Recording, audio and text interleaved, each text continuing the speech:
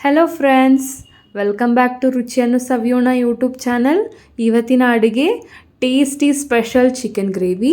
ಇದಕ್ಕೆ ಬೇಕಾಗಿರೋ ಸಾಮಗ್ರಿಗಳು: 3 ಟೊಮೊಟೊ, 1 ಈರುಳ್ಳಿ, 5 ಹಸಿಮೆಣಸಿನ್ಕಾಯಿ, 15 ಬೆಳ್ಳುಳ್ಳಿ ಲವಂಗ, 3 ಇಂಚು ಶುಂಠಿ, 1 ಟೀ ಸ್ಪೂನ್ ಮೆಣಸು, 1.5 ಟೀ ಸ್ಪೂನ್ ಧನಿಯಾ ಪೌಡರ್, ಅರ್ಧ ಟೀ ಸ್ಪೂನ್ ಅರಿಶಿನ, 1 ಟೀ ಸ್ಪೂನ್ ಗರಂ ಮಸಾಲ, 2 ಯಾಲಕ್ಕಿ, 4 ಲವಂಗ, ಅರ್ಧ ಇಂಚಷ್ಟು ಚಕ್ಕೆ, ಚಿಕ್ಕದು ಹೂವು, 2 ಹಚ್ಚಿರೋ ಈರುಳ್ಳಿ, 6 ಗೋಡಂಬಿ, ಅರ್ಧ ಟೀ ಸ್ಪೂನಷ್ಟು ಕಸ್ತೂರಿ ಮೇಥಿ, 1 ಕಪ್ಪಿನಷ್ಟು ಕೊತ್ತಂಬರಿ ಸೊಪ್ಪು, 4 ಟೀ ಸ್ಪೂನ್ ಮೊಸರು, ರುಚಿಗೆ ಉಪ್ಪು, 1 kg ಚಿಕನ್, 6 ಟೀ ಸ್ಪೂನಷ್ಟು ಅಡುಗೆ ಎಣ್ಣೆ.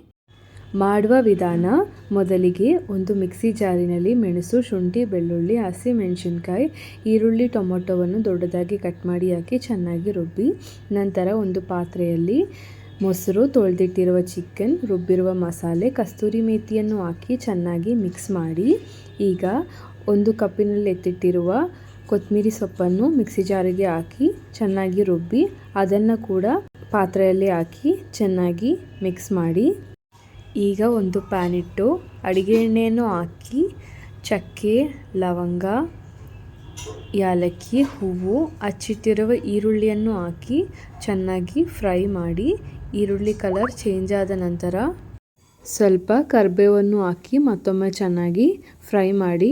ಇಂಗ್ರೀಡಿಯೆಂಟ್ಸ್ ಹೇಳಬೇಕಾದ್ರೆ ಹೇಳೋದಕ್ಕೆ ಮರ್ತೋದೆ, ಅರ್ಧ ಟೊಮೊಟೊವನ್ನು ಉದ್ದುದ್ದ ಹಚ್ಚಿ ಇದಕ್ಕೆ ಹಾಕಿ ಮತ್ತೊಮ್ಮೆ ಚೆನ್ನಾಗಿ ಫ್ರೈ ಮಾಡಿ.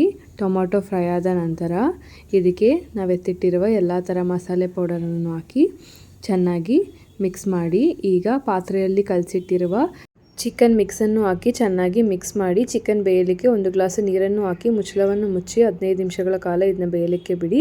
ಮತ್ತೆ ಮುಚ್ಚಳವನ್ನು ತೆಗೆದು ಸ್ವಲ್ಪ ಕಸ್ತೂರಿ ಮೆಥಿಯನ್ನು ಹಾಕಿ 5 ನಿಮಿಷಗಳ ಕಾಲ ಚೆನ್ನಾಗಿ ಬೇಯಿಸಿ.